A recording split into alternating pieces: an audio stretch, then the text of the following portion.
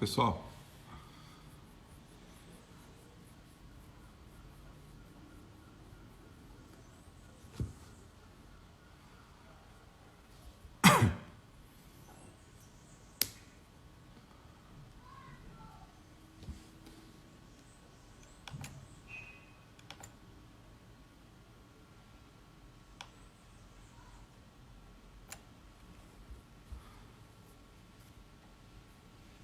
Bom, pessoal, nós vamos falar hoje. Boa tarde, Vivian, tudo bem? Nós vamos falar hoje sobre facial, né? E o que a gente precisa fazer, o que a gente pode discutir sobre a harmonização facial, tá? E aí, doutor Alan? Fala, Tudo bem, Kawasaki. meu querido? Bom, irmão, como é que você tá? Tudo bem também. Tava Como falando é, com o pessoal que hoje. Oi? como é que tá essa quarentena aí? Ah, cara, em casa. Em casa, né? Tamo aí. O Em quarto, o casa. quarto dos meninos virou escritório. O meu é a sala. Tá certo. Trabalhando, fazendo um pouquinho ainda de alguns atendimentos no consultório, né? Mas o pessoal também está ficando mais em casa. E o intuito Sim. é que a gente fique em casa mesmo e se É. resguarde um pouco aí, né? E como é que tá aí no Rio? Tá complicado? Até o governador agora tá testando Tá, tá, positivo, pô. tá doente, né? O governador tá doente também. A gente tá com bastante caso. Aqui na Barra, então, é um lugar que tem mais casos, né? Então, é, é, Sério? uma coisa bem cuidadosa, né? Sair para fazer compra é quase que uma missão, né? Mas é isso, né, cara? Descuidar, a imunidade está legal, procurar estar se Você tá alimentando bem. suplementando alguma coisa para imunidade, não? Eu O estou suplementando que que você tá vitamina fazendo? D, É. vitamina D, fazendo uma dosagem mais alta de vitamina D, vitamina C. Estou fazendo, e alguns antioxidantes, né? Estou usando o Dimples, que é um potente antioxidante, né? Você conhece o Dimples, né? Ele é rico em Conheço. superóxido mutase, né? Um suplemento Uhum. fantástico. Alguns estudos mais recentes estão mostrando, né? Teve um estudo interessante da epigalatequina 3-galato, né, do chá verde, com uma redução da carga viral, né? Então, pode ser uma estratégia preventiva interessante usar antioxidantes, né? Pode ser uma estratégia interessante. E É, tem eu tenho. usado um fitoterápico que chama Pelargonium acidoides, que é o Uncan. Tenho feito uso do Uncan. O Uncan ele responde muito bem a infecções respiratórias, né? Aham. E também tem estudos interessantes de atividade antirretroviral. É, o que eu tenho feito é. Eu tenho. Antioxidante eu tenho gostado do Oxim. Sim, Tenho usado bastante Oxim. ele é muito bom. Deixa eu só marcar aqui, quer ver? Só falando para o pessoal que está chegando, então o tema de hoje, a gente vai fazer um overview, né? Falar sobre a harmonização facial, porque é muito comum chegar no consultório o paciente querendo, é, fala de botox onde não é botox, preenchimento onde não é preenchimento, às vezes até soluções milagrosas, vamos falar assim, e a gente Sim, tem que, na verdade, explicar item por item para ele, o que ele precisa saber, o que realmente ele tem indicação, né? E aí nada melhor que meu amigo Alan, né, companheiro de tempos antigos aí, estrada aí longa, né? expert também em harmonização, para a gente bater esse papo.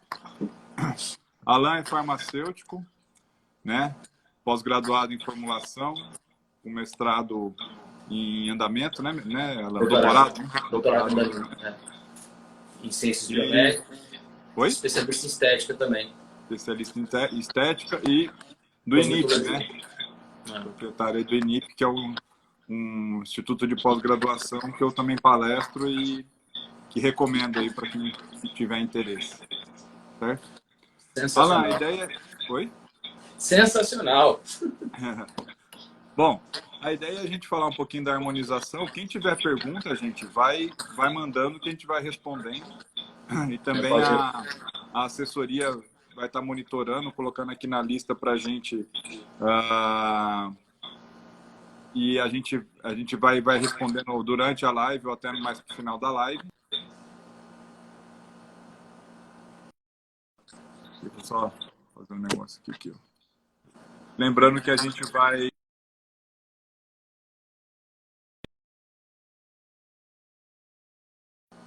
Opa, voltei. Voltou. Lembrando que a gente vai fazer a live aí no máximo de 1 hora, porque também depois o Instagram ele fecha, né? Ele bloqueia, ele fecha a live para a gente não ficar passando do passo aí. Bom, o tema então, harmonização facial. Alan, eu costumo dizer quando os pacientes chegam no consultório que a harmonização facial ela não é só um preenchimento, ela não é só um botox. Ela vai desde lábio, visagismo, qualidade da pele, cabelo, né? Você sabe que eu trato muito cabelo. Estamos indo. Melhorou, melhorou. Então, eu falo que é tudo, né? Em tempos que a gente está em confinamento, o visagismo fica meio comprometido, né? Barba por fazer, cabelo sem conseguir cortar e assim vai. Mas focando no trabalho do dia a dia, eu até costumo dizer, a harmonização facial, primeiro de tudo, eu sempre começo aí com peeling. Né? Um peeling, às vezes um microagulhamento, para melhorar a qualidade da pele. Eu acho que esse ponto que você tocou do peeling, né, ele é um ponto muito importante, Marcos. Eu converso muito isso com os alunos, com quem vem fazer curso, porque às vezes as pessoas se preocupam muito com as questões estruturais da face, que sim, que devem se preocupar, só que o aspecto e a qualidade da pele, aquele resultado, né, o principal resultado vai estar entre a derme e a epiderme, que vai dar aquele brilho na pele, aquela pele de rico, né? Rico brilha e rico atrás, né? Igual você costuma falar, né? Então, assim, é muito importante esse passo do peeling, do microagulhamento, de terapias que vão melhorar a qualidade da epiderme e da derme também. Né? Não preocupar só com o que está abaixo, né? Eu costumo dizer que, assim, não adianta, vê se você concorda comigo, não adianta eu entrar numa pele e preencher uma pele se eu não trabalhar a qualidade dessa pele antes. Eu até costumo dizer que o resultado fica bem diferente, né? Sim. O resultado da pele fica diferente. Então, eu gosto muito, você sabe que eu gosto muito de peeling, então eu recomendo sempre o peeling como uma fase inicial de tratamento, justamente para poder melhorar a qualidade da pele, fazer um estímulo local por um processo inflamatório controlado. E aí a gente, quando fizer o uso do preenchedor, até mesmo do Botox, a qualidade de tratamento das rugas dinâmicas, estáticas, tonicidade da pele, fica melhor mesmo, né? Mas vamos aí, como é que você gosta de estimular a pele? Você prefere mais microagulhamento? Você prefere bioestimulação? Prefere mesoterapia? O que você prefere? Acaba que, assim, numa avaliação, né, a gente vai ver o desenvolvimento do protocolo individual do paciente. Então, eu começo muito com o quê? Com a modulação de nutrientes, né, e uma suplementação oral, modulando nutrientes. Às vezes, o que acontece? A espessura dérmica está muito relacionada a níveis de vitamina D. Então, às vezes, a pessoa não responde bem a uns tratamentos por baixa de vitamina D. Então, isso é uma questão a se considerar. O silício, o magnésio, alguns minerais, a reposição oral de minerais que vão contribuir para a melhoria da qualidade da pele, ele é muito importante também. Eu costumo fazer isso antes, Marcos, e aí, em associação, eu coloco um microagulhamento ou uma mesoterapia, trato um pouquinho ali, depois em seguida eu venho com peeling e aí começo os outros tratamentos um pouco mais pesados, né? Ou se não, por exemplo, quando eu já tenho um paciente que está com uma idade um pouco mais avançada, 50, 60 a mais, que tem uma elastose considerável, onde o bioestimulador é uma das terapias de escolha, eu começo com um microagulhamento, faço um microagulhamento associado com peeling ou não, e aí eu decido de acordo com o fototipo, de acordo com o que o paciente pode sofrer de dano naquele momento, né? E aí faço depois um bioestimulador, depois de uns 15 dias um bioestimulador. E aí, às vezes, na sessão mesmo do bioestimulador, eu já entro com um peeling superficial, né? No máximo um peelingzinho médio, muito raramente um peeling médio, mas geralmente um peeling superficial, né? Com ácido retinóico, ou às vezes até um alfa-hidroxiácido controlado, um glicólico a 30, entendeu? Uma camadinha, 2 camadas, porque aí eu tenho um estímulo de colágeno de dentro para fora e eu tenho uma melhora também da epiderme e até da junção dermo-epidérmica. Aquilo dá um efeito muito bacana, né? Então acaba que o conceito da bioestimulação de colágeno, ele acaba tendo um conceito muito legal. Então quando eu pego, e aí a harmonização facial, ela vai variando de idade para idade, né? De graus aí que a gente vai perdendo, como é que está a massa de gordura daquele paciente, como é que está a reabsorção óssea, como é que está a qualidade da derme e da epiderme, será que as proporções, quando a gente mede as proporções, elas estão legais, né? Quando a gente fala dos 3/3 da face, quando a gente fala dos 5/5 também, como é que essas direções estão, o que que eu preciso?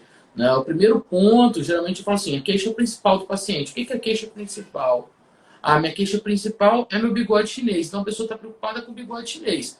Como que eu vou resolver o bigode chinês daquele paciente? Será que é só eu preenchendo diretamente nele? Aquele paciente, às vezes com 25, 30 anos, às vezes só preencher diretamente resolve. Agora, passou de 30 anos, ele já começou a ter uma queda considerável do sulco nasojugal, aí é necessário a gente fazer uma sustentação a nível de malar e aí, posteriormente, preencher. Então, isso vai variando muito de idade para idade. Então, basicamente, os protocolos eles vão variar aí de 25 mais, 30 mais, 40, 50 mais, e a gente vai começando a estimular e ver o que está tendo de deficiência que a gente possa melhorar com os procedimentos estéticos, injetáveis ou não. Né? Muitas das vezes um peeling, um microagulhamento, ele consegue resolver bons casos ali. É que o conceito de harmonização facial é um conceito muito amplo. Né? E eu sempre bato muito nessa tecla. Não é só botox, preenchimento, bioestimulador e fio. Né? Existem procedimentos que são muito importantes. Às vezes, uma radiofrequência, que é um procedimento extremamente simples, ele pode ter um valor ali naquela harmonização facial incrível. Né? Se eu pego um paciente com uma cheio de cicatriz de acne, eu reponho o tecido dele, mas a pele está toda marcada de cicatriz de acne. Eu tenho que fazer alguma coisa para melhorar. Aí procedimentos cirúrgicos, como punch, que vocês vão fazer, que podem ter uma resposta muito boa em determinados tipos de cicatrizes de acne. Então, tudo isso é elencado no tratamento de harmonização facial. Né? Seja ele feito por profissionais que não podem fazer processo cirúrgico e em parceria com quem faz os processos cirúrgicos também. Né? Você falou um ponto que é interessante. Primeiro, você tocou um ponto da suplementação. Eu gosto de suplementar bastante também. Eu passo muito antioxidante, eu já citei o Oxin. Uso bastante também polipeptídeos, né? Então, peptídeos de colágeno, entre outras associações. Eu falo que eu faço um beneficiamento na forma, que você sabe que eu manipulo tudo que a gente acabou fazendo após junto e aprendi muito contigo.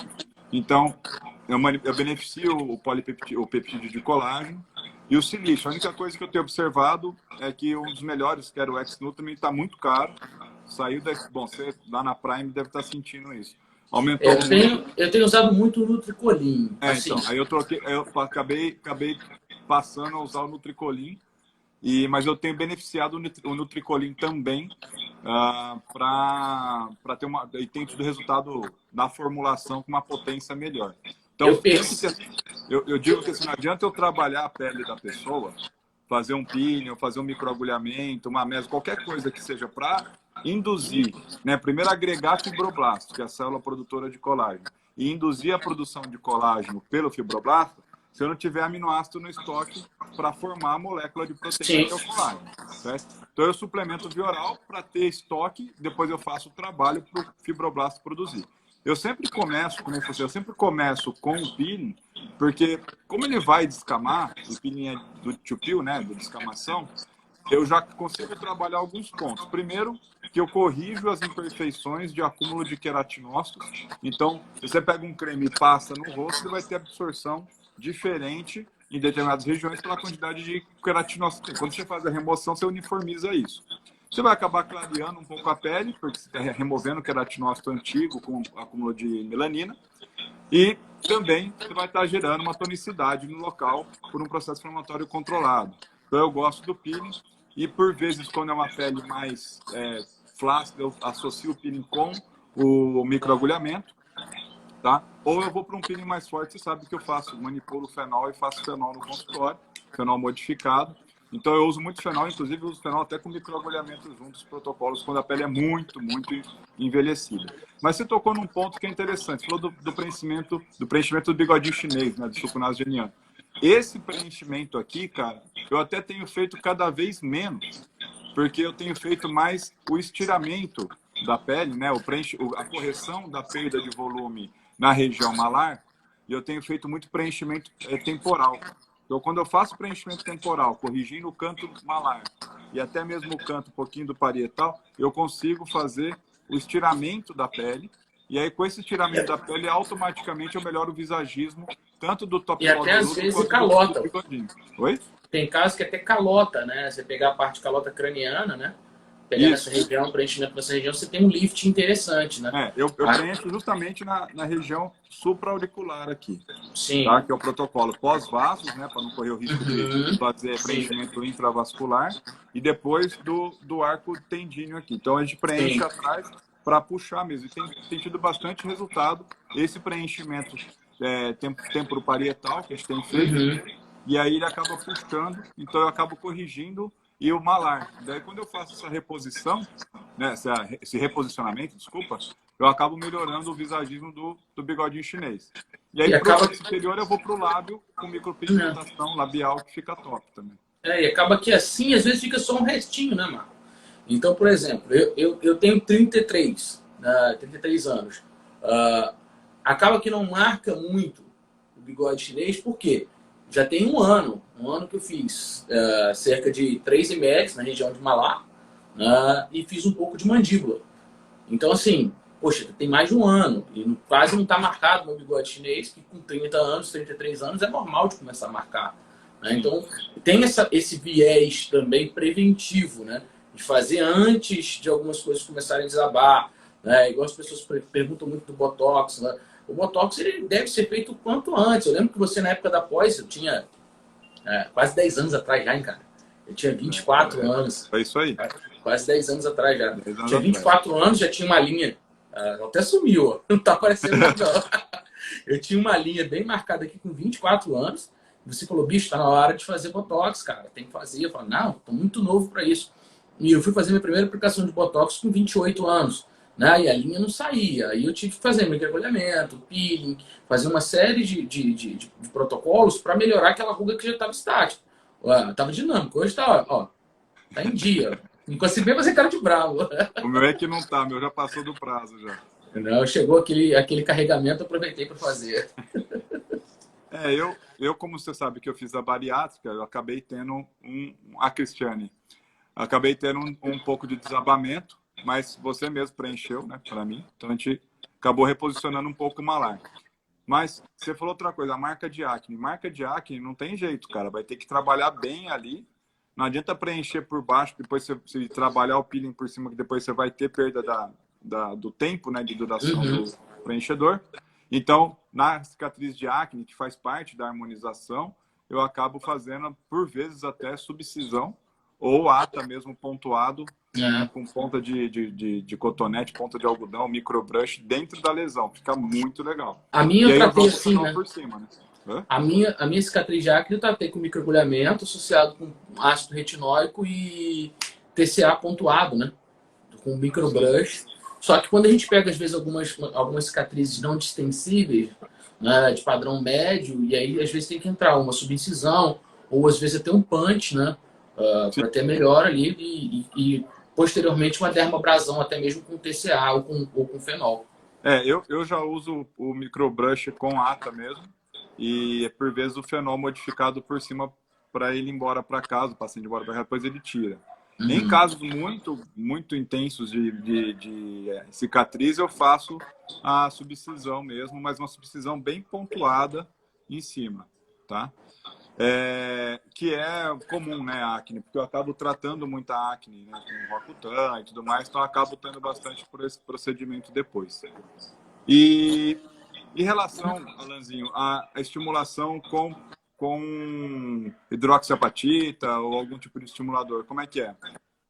A estimulação, quando a gente pensa em hidroxiapatita e bioestimuladores de uma forma geral, né, principalmente a hidroxiapatita e o ácido polilático, a gente pensa em devolver a espessura dérmica, né? Então, por exemplo, pós-bariátrico. É um excelente procedimento pós-bariátrico. Por quê? Você teve a queda daqueles coxins gordurosos e a pele acaba também perdendo elasticidade. Então, a gente devolve a elasticidade daquela pele, melhora uma elastose através de um bioestimulador.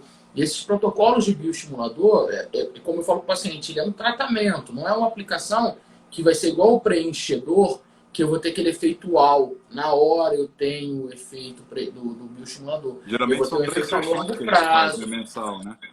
Exatamente, de mensal até 45 dias de aplicação entre elas, né?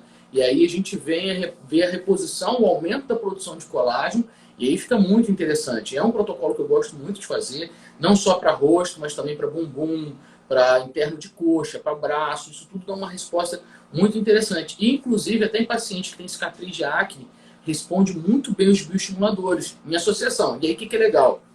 Eu entro com um bioestimulador, faço um descolamento com a cânula mesmo, já descolo aquelas cicatrizes todas, deposito o bioestimulador e finalizo com microagulhamento ou com peeling.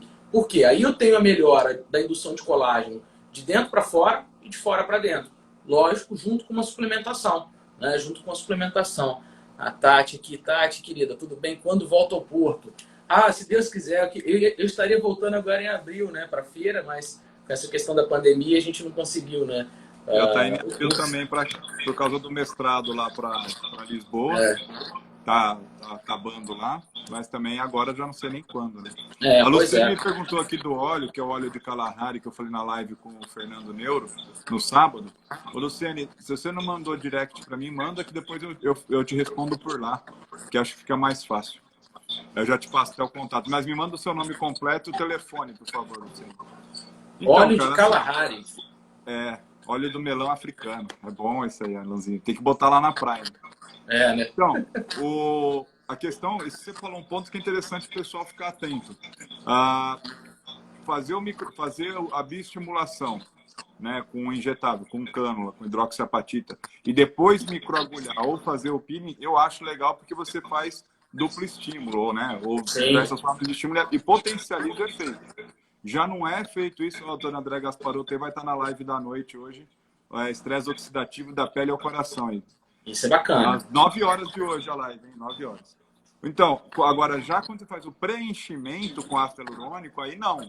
Então é diferente, o pessoal fica atento. Preenchedor com ácido hialurônico é uma coisa, bioestimulação, que pode ser com hidroxiapatita, outra coisa também pode. Eu tenho feito com mesoterapia, não com hidroxiapatita, por causa de custo.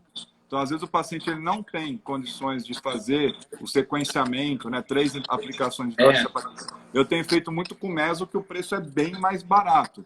Aí eu formulo o kit, mando para o laboratório de estéreis, eles montam as ampolas para mim e eu aplico. Geralmente, eu tenho tido resultado até muito parecido, viu, Alan? Depois eu vou te passar nessas formulações estéreis aí, que eu acho que é bem legal. Tem umas coisas que eu tenho trabalhado, Omar, e eu falo que é muito importante. O que acontece? Se eu vou injetar uma hidroxiapatita, que é um bioestimulador, e o meu terreno biológico ele está pobre, está faltando nutrientes, e é assim, esses dias eu discuti isso com um grupo de cirurgiões dentistas, da importância do preparo da pele para fazer esse tipo de procedimento. Então ali, eu vou precisar para a formação do colágeno, eu preciso de silício, eu preciso ter algum agente que faça uma vasodilatação local para eu melhorar o aporte de oxigênio e de nutrientes para aquela pele. Então eu vou precisar de uma vitamina C, senão o colágeno não vai existir. Então tem uma série. Eu gosto muito de fazer, às vezes, 15 dias antes do bioestimulador, entrar com o protocolo de intradermoterapia, mesoterapia, com vitamina C, silício, com a biotina, com um glufomedil, para melhorar a situação ali, junto com a suplementação oral, né? E aí você, depois de aquilo, cara, a resposta é outra. O problema é que as pessoas querem fazer tudo muito imediato. Então, existe uma sequência, um raciocínio clínico lógico para você ter uma potencialização do resultado. Senão, se você não pega essa situação, você, né, não tem como, cara. Não tem mágica. Como eu falo, você ficou anos sem vir para fazer um tratamento. Aí, quando vem, quer numa sessão, não vai dar, né? Então, a gente... igual o meu caso. Quantos anos você falava? Alan... Porra, vamos tratar salopécia, vamos tratar salopécia. Até o ponto que eu bati uma foto, aqui tava tudo branco. Eu não conseguia ver nada. Né? Hoje a gente está aí, desde julho do ano passado, foi a última vez que eu tive aí, foi julho, né? Do ano passado que eu tô tratando direto, semanalmente, religiosamente, para agora o implante que você falou que seriam 15 mil fios, né? Acho que já caiu com 5. Já tá diminuindo. Só melhorar a linha frontal. Só a faixa de entrada, redefinir. A minha testa cresceu. Eu também tava com uma queda aqui na frente, já tem ascendência japonesa, né? O cabelo do meu pai, do meu avô, parece cabelo ondulado, né? Um do lado e outro do outro, só, não tem em cima. Então eu já me preveni, porque, pô, eu faço implante capilar, terapia capilar, não posso ter, não posso ficar careca, né? Mas, voltando para a harmonização, tem outro ponto que é legal também, que é uma coisa que eu falo muito no consultório. Às vezes o paciente chega e fala, poxa, estou com o olhar cansado. Muito, e aí é um protocolo que eu desenvolvi, você sabe disso, que é a parte da bléfaro. Então, às vezes, a pálpebra superior ela está tão caída que dá uma sensação de depressão, uma sensação de cara cansada, que a gente fala. Aí, nesse ponto, eu entro com 2 tratamentos. Não tem muito para onde fugir no meu ponto de vista, eu queria discutir isso com você. Eu faço, né, a minha blefaroplastia química, você sabe que eu uso fenol e ata 50, 70 na pálpebra, fica legal. Ou a gente vai direto para cirurgia, para blefaroplastia, que a gente faz no consultório, eu faço em conjunto com o meu irmão, que é cirurgião plástico também. Então, a pálpebra é uma coisa que eu acho interessante para ser utilizada, porque às vezes o pessoal vem querendo passar fio de tração aqui e tal. Assim, gente, fio de tração não é para pálpebra aqui. É para depressão de canto de olho, é uma coisa. Agora, a pálpebra em si, se ela tiver excesso de pele, não adianta, não tem para onde puxar. Tem uns pontos, mano. Tá aqui, ó, a minha companheira aqui, ó, tem uns pontinhos que eu acho legal, até na técnica do MD Codes, que a gente pode melhorar um pouco isso daqui em associação com a blefaroquímica ou com a blefarofulguração com jato de plasma eletrocautério. Então, tem 2 pontinhos que o Maurício de Mário trabalha, e eu gosto muito deles. E aí, mas são pontos bem de risco, né? Os acidentes anatômicos aqui, eles são um pouquinho complicados, aí pouco volume de injeção, cerca de 0,1, 0,2, preferencialmente com cânula e supraperiosteal, né? Sempre injetando. Isso dá uma melhorada no olhar, né? Dá um arqueamento na sobrancelha, só que tem que ser feito por quem tem perícia, juntamente com o preenchimento da região temporal, que é um outro preenchimento de muito risco, né? Artéria temporal passando por aqui, então tem que tomar muito cuidado, cânula, pouco produto, né? Menos é mais, e aí de repente uma blefaroquímica ou uma blefaro por eletrofulguração, né? Por jato de plasma ou por eletrocautério, ou mesmo com peeling, igual o Marcos falou. Todos os casos ali eles vão ter uma retração do tecido. Só que tem que lembrar que esse pós-procedimento, tanto da blefaro cirúrgica quanto da blefaro com jato de plasma eletrocautério, ele é um pós-chato. Fica feio, dá muito edema. Primeira semana é horrorosa. Então, às vezes, o pós-cirúrgico, o pós do cirúrgico, às vezes é mais bonito do que do procedimento em si, cara. É tirar no pé falar isso, mas é verdade. Isso é verdade.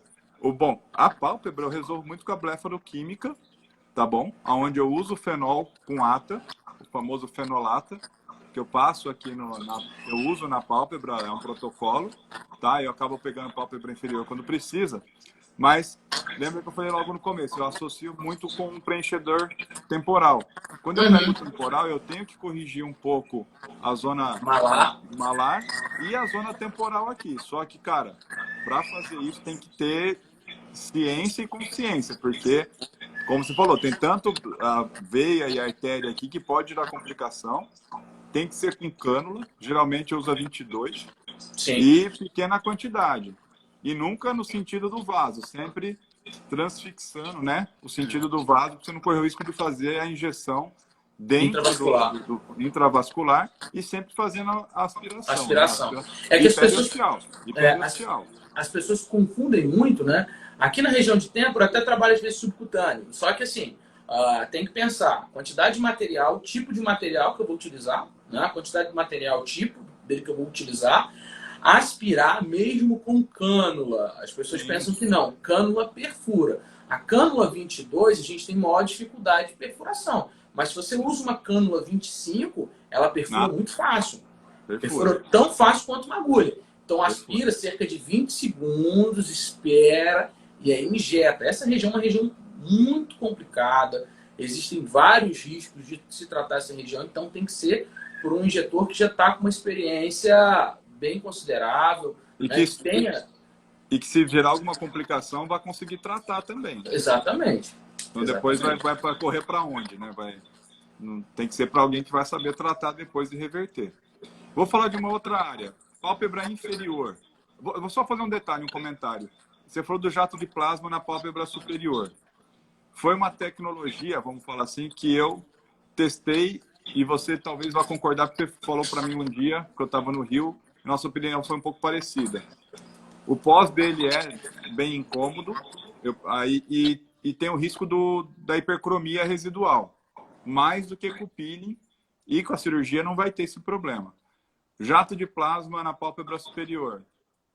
Continua sendo uma unanimidade, assim, eu tenho A eleição dele tem que ser muito criteriosa. Fototipo de 1 a 3, investigar muito se tem chance de hipercromia pós-inflamatória, ver padrão de cicatrização, padrão de melanização após corte, após qualquer situação, para elencar. E eu geralmente, quando é fototipo 1, 2 e 3, eu até trabalho, eu tenho o aparelho, que não é um aparelho barato, né? Eu comprei o aparelho, tenho bons resultados, mas eu tenho essa limitação de fototipo.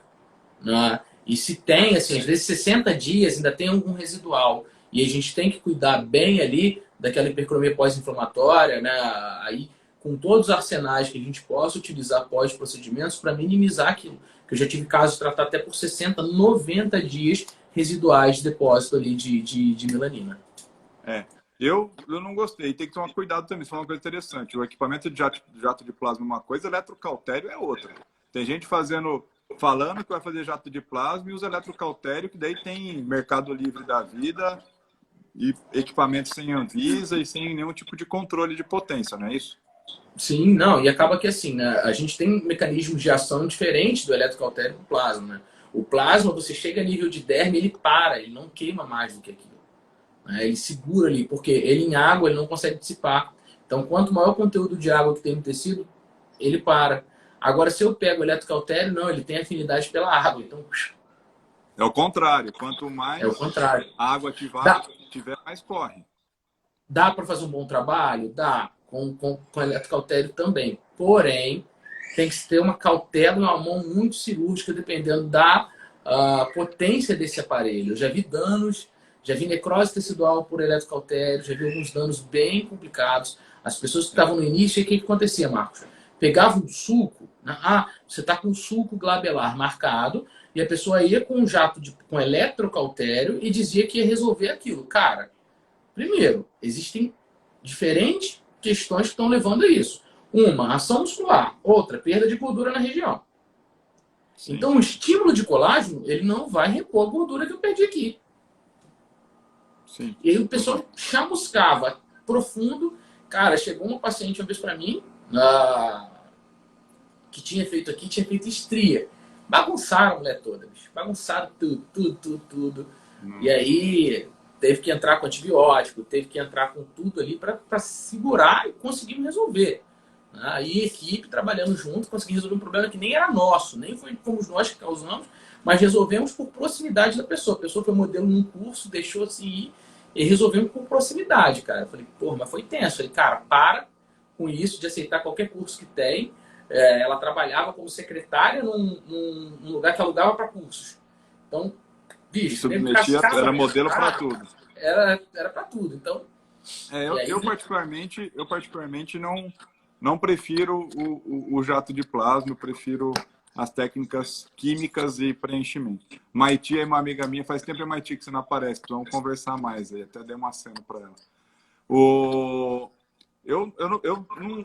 Eu fico meio assim de recomendar jato de plasma, porque você sabe que é uma tecnologia que fica aberto, né? Qualquer tipo de profissional. E eu tenho recebido no consultório bastante complicações do que dizem ser jato de plasma. Não sei se foi feito jato de plasma, eletrocautério, não sei. Inclusive, teve uma paciente que chegou para mim que a pessoa, não médica, não farmacêutica, ela fez ele injetou anestésico, como se fosse um bloqueio local. Infiltrativo, né? Fez um filtrativo com descolamento da pálpebra. Tá? Até aí tudo bem, a gente faz isso para fazer a cirurgia, por exemplo. E mas queimou, ela fez risco na pele, não ponto. E aí depois ainda ficou tudo torto, porque acho que ela perdeu o parâmetro. Quando ela injetou, ela não marcou antes, ficou tudo irregular. Não teve jeito. A única maneira de corrigir foi cirurgia. Agora você falou da glabela aqui, eu vou aproveitar para ver se você consegue resolver essa minha cicatriz aqui, que é de infância. Meu irmão me atropelou de bicicleta aqui, ficou sua cicatriz aqui, que é o cara de bravo. Agora, outra coisa que eu vou tocar num ponto. Pálpebra inferior. Preenche, botox, o que você prefere? Vamos lá. Só deixa eu botar mais um ponto aqui, que você falou da questão da anestesia infiltrativa. E aí você imagina, eu estou levando ali, ou lidocaína, ou solução de Klein, que seja, ou qualquer anestésico, eu estou levando mais líquido para o intestino. E eletrólise. Exatamente. E se eu jogo um aparelho como um eletrocautério, eu posso dar um dano muito maior. Então, é uma coisa que eu sempre falo, eu dou curso de eletrocautério de anticoagulant, eu sempre falo, cuidado com o tipo de dessensibilização de anestesia que você vai usar para a técnica. Cada uma ele exige um tipo diferente de anestesia. Né? Então, assim, pálpebra inferior, e aí a gente vai ver o quê? Olheira, flacidez na pálpebra, o que você pensa, né? Flacidez da pálpebra. Flacidez da pálpebra responde muito bem radiofrequência fracionada, responde muito bem jato de plasma, responde muito bem microagulhamento e até um microagulhamento fracionado.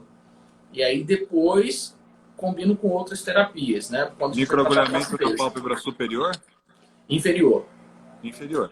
Na superior ela é um pouco mais complicado, você vai ter que fazer em 0,25, né? Faz 0,25, com a canetinha você consegue fazer. Né? Bem tranquilo, mas uma radiofrequência fracionada funciona bem. Eu estou te perguntando porque eu tenho feito microagulhamento 0,25, depois eu vou pro fenol em cima. Com fenol, é uma boa terapêutica, né? É uma boa terapêutica. Você tem uma permeação maior ali, né? Quando você tem um controle do processo, o que acontece é que as pessoas têm muito medo, Marcos, é do seguinte, associar microagulhamento com peeling, e eu até prefiro que elas tenham esse medo para evitar problemas. Não é que não possa ser feito. Agora, existem considerações. Se a gente conhece a fisiologia e conhece o mecanismo de ação de cada técnica, e aí você consegue interagir. Você falou, poxa, tem vários estudos que associam microagulhamento com fenol. Muitos estudos. Porém, eu tenho que ver aonde foi feito esse estudo, qual o tipo de população e o recurso que eu tenho. Eu, por exemplo, eu não posso prescrever um antibiótico. Na equipe eu tenho médico, tem dentista que trabalha comigo que pode prescrever. Se acontecer alguma coisa, eu tenho um suporte. Tá? Mas eu prefiro não ter que usar esses artifícios. Bom, você fazer isso, você pode prescrever ou até profilático, dependendo do caso que você vai fazer. Você pode prescrever com uma tranquilidade. Foi o caso aquela vez a gente atendendo junto, né? Aquela paciente difícil, que a gente colocou a prescrição de um antibiótico junto com corticoide para finalizar aquele procedimento. Mas existe aí uma cooperação múltipla. Né? Então eu prefiro ser um pouco mais brando, eu uso microagulhamento com ácidos superficiais, com peso molecular mais alto, evito ácido com peso molecular baixo, porque a permeação vai ser maior. Então todo esse conhecimento ele tem que ser utilizado. E as pessoas ficam muito preocupadas, é o que eu sempre falo. Eu tenho hoje uma filosofia que é a seguinte: primeiro passo, diagnóstico. Segundo passo, planejamento. Terceiro passo, saber tratar a intercorrência. E o quarto passo, saber injetar. Saber realizar técnica. O realizar técnica é o menos importante desses quatro. Sim. Uma coisa que você sabe que estudo muito, eu formulo muito. Por exemplo, eu falo de eu associar com microagulhamento porque eu faço isso há mais de 10 anos, eu monto todas as minhas fórmulas, as fórmulas de cada paciente é montada de maneira individual e customizada. Então, a Renata Ribeiro está acompanhando a gente também. Então, eu tenho segurança do que eu estou fazendo. Não, a primeira pessoa que eu ouvi falar de microagulhamento foi você. Você que me ensinou muita coisa de microagulhamento, isso há quantos anos atrás? E assim, o pessoal gosta muito da receita de bolo, né? Pega isso pronto. Não é assim. Então, eu monto a fórmula por paciente. E outra, você sabe que eu tenho trabalhado com nanotecnologia. O que isso me permite? Eu consigo colocar o princípio ativo via microagulhamento numa camada mais profunda até da pele, se eu preciso de um trabalho mais profundo, mas sem deixar a fórmula tão ácida, para não ter que ser tanto, eu diminuo o risco de complicação. Então, eu trabalho num pH mais elevado, num pK mais elevado, mas eu consigo deixar aquela molécula que concentração, né? Menor e ela consegue permear melhor. Então, a qualidade do peeling fica melhor. Entendeu? Então, aí eu consigo associar com microagulhamento com bastante segurança. E isso eu levo para o fenol, levo para os outros também. Lembrando que o fenol não é esse fenol de Google que aparece, não, que destrói tudo o rosto. Não é a solução de Bake Gordon, né? Não. A solução de Bake Gordon é aquele fenol que tem um downtime aí de 60 dias. Fala do fenol atenuado. o fenol que, a gente, que manipula, eu vou falar assim, entre uma sessão e outra de fenol, 14 dias.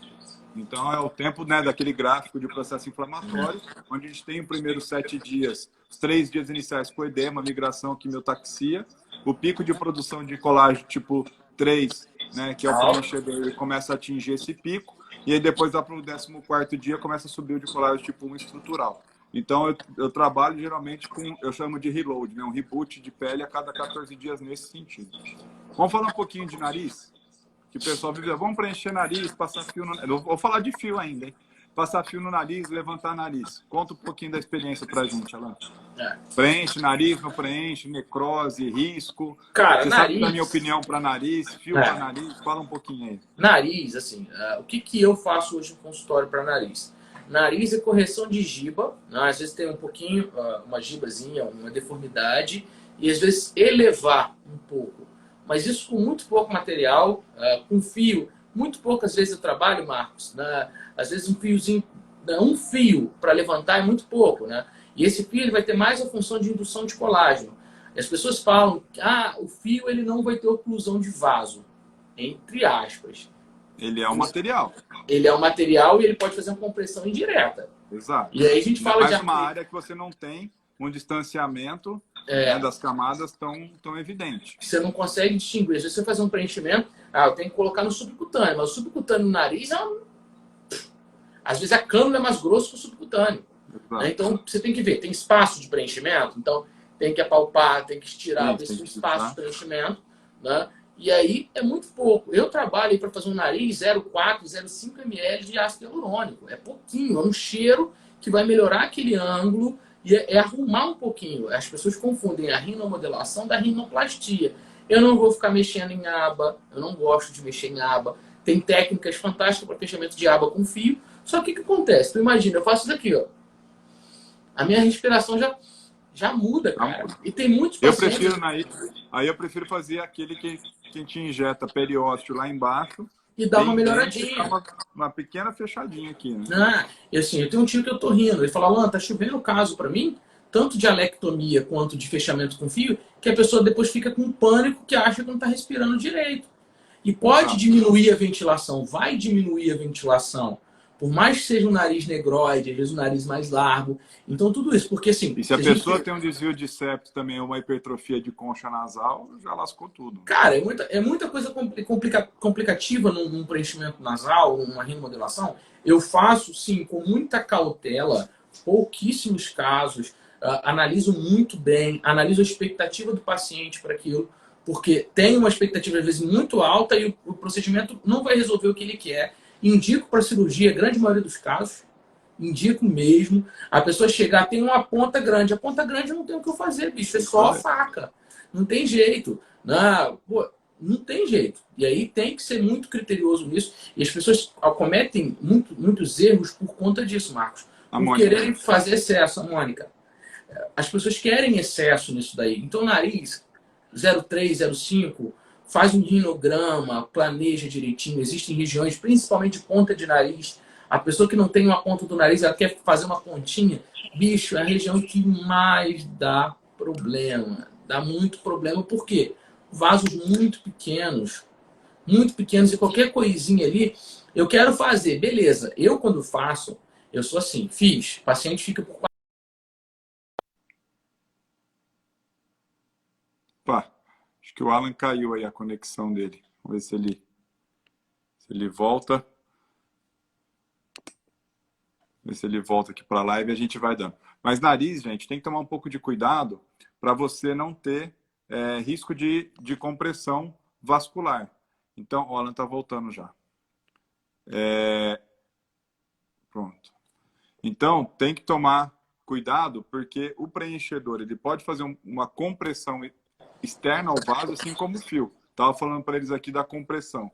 Eu até passo fio, mas fio muito fino e que a gente passa na técnica da introdução ao contrário, né? Que você vai ancorar e vai para cima. Mas, cara, eu preenchedor, você sabe que eu não gosto muito. Embora o preenchedor você consegue reverter com a hialuronidase. o fio já é mais difícil. O Então, que que eu... mas assim, sinceramente, eu prefiro mandar para meus irmãos que são cirurgiões plásticos, eles acabam resolvendo. A minha conduta, quando eu vou fazer, quando é um caso de uma correção de giba, ou melhora do ângulo De nasolabial, queda, né? eu uso o preenchedor. Travou aí. No meu Tá tá me vendo? tranquilo. Tá? Eu uso o preenchedor, porém, meu paciente vai ficar 1 hora no consultório, vou analisar ele por 1 hora, vou ver se tem uma isquemia, se tem alguma coisa. Não tem, ele vai para casa. E aí, de 2 em 2 horas, eu peço uma foto. Eu vou acompanhando. Sério mesmo. Então, A gente assim, faz igual isso aí.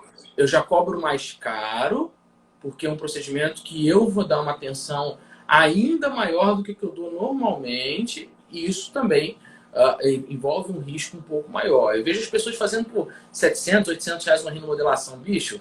Não tem Cara, como. Não tem como. Se custa a minha paz, custa caro. Para eu dormir e ficar pensando no paciente, um procedimento desse não pode custar menos de R$ 2.500. Né? Não tem como. Não tem como. Eu tive uma paciente, Ana Barros, que fez a lectomia e ela me procurou para abrir o nasal novamente porque não tinha começado a roncar após o procedimento. Porém, foi impossível mexer no caso dela. Não mexa em asa nasal. Olha, Ana, somos dois, viu? Se tiver que mexer em formato do nariz, mando para meus irmãos que são cirurgiões plásticos que Ana, não concordo com isso, não. Tá? A Ana é minha parceira de curso também. Vai para o cirurgião. Agora, que estava falando, não tem como fazer preenchimento barato, né, cara? E assim mesmo, vamos falar assim, de Botox também, porque o produto, o insumo, ele é caro, né? E existem diversos profissionais, a gente estudou, a gente foi atrás, a gente fez um monte de coisa, não tem como ser barato. Igual eu vi outro dia, Botox a R$ 600. Cara, não tem. Primeiro que não deve ser nem Botox que está usando, porque Botox é marca, né? Que é da Allergan, pode até estar usando toxina. Mas qual foi a diluição praticada, a quantidade de ponto que está fazendo? Cara, por R$ 600, prefiro que vai fazer lá, porque não, eu também, vai voltar para mim mais tarde. Eu nem discuto. A Ana trabalha comigo em alguns cursos, né? A gente estava com um curso agora em Miami, só que acabou que cancelou também pelo corona, né? Mas foi um ponto legal que a Ana colocou, a mesma coisa, o nariz que já passou por um procedimento cirúrgico, passou por uma rinoplastia, nunca mexer nesse nariz. Esse eu não mexo. Não, nunca, com PMMA, nunca mexa. Não. Eu fiz com PMMA, não ficou legal, não faz. Volta em quem fez o PMMA. Volta em quem fez o PMMA, que vai dar zica mesmo. Vai. Então, assim, esses são cuidados que a gente deve tomar, que são interessantes de tomar. É precaução, Marcos, né? É que às vezes o paciente toma um não, ele fica chateado. Aí ele vai num outro profissional e que acaba fazendo, mas correndo alto risco de complicação. Cara, nariz é algo que se não souber fazer, ou não usar o material legal, ou não tiver indicação, que é o diagnóstico, que é o começo de tudo, melhor não fazer. Não, exatamente. E acaba que tu falou, né? O que você acha caro um profissional, que você não sabe o preço de um incompetente, né? Não sabe o preço de tratar uma intercorrência. Eu acompanhei um caso, eu te mostrei na época também, nós temos 3 anos atrás, que uma colega, ela fazia doutorado comigo e ela teve uma complicação muito grande de nariz. Cara, ela pegou um nariz que não tinha nem que mexer, não conseguiu enxergar os sinais de necrose ao início dele. Ela, o que eu faço, Marcos? Olha isso daqui, o Marcos Alan, cara, cirurgia. Eu falei, cara, eu também achei. Falei, ó, manda pro plástico logo para não deixar aumentar a necrose. Eu falei assim, ó, procura quem te deu o curso, quem te ensinou, quem foi responsável por te ensinar para ajudar você a resolver essa cagada. Antes disso, entra com antibiótico. Igual uma dentista que me mandou. Uma dentista fez preenchimento labial numa paciente dela lá. Aí ela me mandou assim, cara, o que você acha? Assim, e o que eu acho? Eu acho que você está necrosando o lábio, cara. Agora, por foto, não, manda ela lá no consultório para avaliar. Ah, você não pode vir aqui no meu consultório? Não, cara, manda ela no meu consultório, eu vou avaliar e o que der para fazer eu vou ajudar, não vou deixar a paciente necrosar um lábio, mas ver direitinho o que vai fazer. Agora, corre. Posso até ir no consultório, mas você vai pagar minhas horas de consulta? É lógico, né? Não é coisa de corredor. Agora, outra coisa também. Eu não... paciente de preenchimento, cara, só sai do meu consultório pelo menos 30 minutos a 1 hora depois. E ela volta num retorno no dia seguinte, ou no máximo com 48 horas, mas eu vou acompanhando por foto todo dia também. Eu vou né? acompanhando, porque se tiver qualquer intercorrência, eu tô por perto, É entendeu? E igual eu aí, falo, eu dou muito curso fora do estado, né, Marcos? Às vezes eu viajo, dou um curso final de semana. Aí, há pouco tempo, eu estava no Pará. Aí, pô, tu não faz uma modelação? Eu falei, olha só, o curso é sexta, sábado e domingo. Você vem à noite na sexta, eu faço. Porque aí eu tenho sábado e domingo para te olhar. Porque depois que eu for embora, meu amigo, não não dá. vai ter como, não tem como, se der algum problema, eu analisar. Então, assim, eu tenho esse critério muito grande de trabalhar. Então, regiões, é como a pessoa fala, existem regiões de risco? Toda região tem risco. Não existe região Sim, 100% segura. Toda tem risco. Existem regiões com risco maior. Se a gente pega essa barra aqui, é uma região completamente problemática. Mas uma sim, injeção mal feita, que eu pego uma artéria labial, que ela se anastomosa para a artéria facial, eu posso gerar uma cegueira através do preenchimento labial. Então, sim, assim, tem que ter um domínio anatômico, tem que ter domínio de técnica e, principalmente, de como reverter a intercorrência. Né? De sim. como você pode reverter isso, analisar, acompanhar o paciente, que eu falo que a gente não peca é quando a gente acompanha sistematicamente o paciente. Cara, às vezes ele acha que está normal. Eu tive um caso no curso, Marcos, que eu preenchi a boca de uma aluna, só que ela tem uma fragilidade capilar assim. Todos os procedimentos que eu fiz nela, o bicho abriu um roxo. Tá roxo. Não, sempre foi. Aí ela fez, cara, ela amamentando. E aí uma outra coisa que a gente vai tocar que é importante falar. Né? Ela amamentando, eu fiz, a boca dela ficou linda. Só que na hora, no final, na última agulhada, eu peguei um vasinho aqui. Ah, ficou roxo na hora. No outro dia ela mandou uma foto, tava preta. Eu falei, puta que pariu, fudeu. Vou ter que ir lá. Vou ter que ir lá no consultório. Tem um consultório dela, vou lá no consultório dela resolver. Aí eu liguei pra ela e falei assim, me faz o seguinte, faz um vídeo massageando. Falei, pô, vou pedir pra ela massagear que eu vou ver o enchimento capilar, como é que tá. Aí ela fez, eu vi que tava indo e voltando. Falei, pô, beleza. Tá frio? Não. Tá doendo? Não. Falei, então acho que é só roxo. Ela, não, eu tô achando que é só roxo, tá, não sei o quê. Falei, vamos botar uma compressinha morna, vamos dar uma massageada e vamos acompanhando. Falei, cacete, vou ter que entrar com uma cefalexina, entrar com alguma coisa nela. E ela amamentando. E aí, eu posso fazer ninguém tá amamentando? É uma questão que a gente tem que ter muito cuidado. Se não der nada, beleza. Mas às vezes eu vou precisar usar um corticoide. Se der um problema, eu vou ter que usar um antibiótico. E aí, Exato. para a amamentação? Exato. Então tem que tomar muito cuidado com isso. Muito cuidado Exato. mesmo. Nesse caso, graças a Deus, não precisamos usar nada, mas poderia ter sido necessário utilizar. Eu quando tá amamentando, eu prefiro não fazer harmonização. Eu prefiro trabalhar a pele, que vai ser 6 meses, um ano eu trabalho a pele com pele, com química, que é onde eu gosto de mexer muito.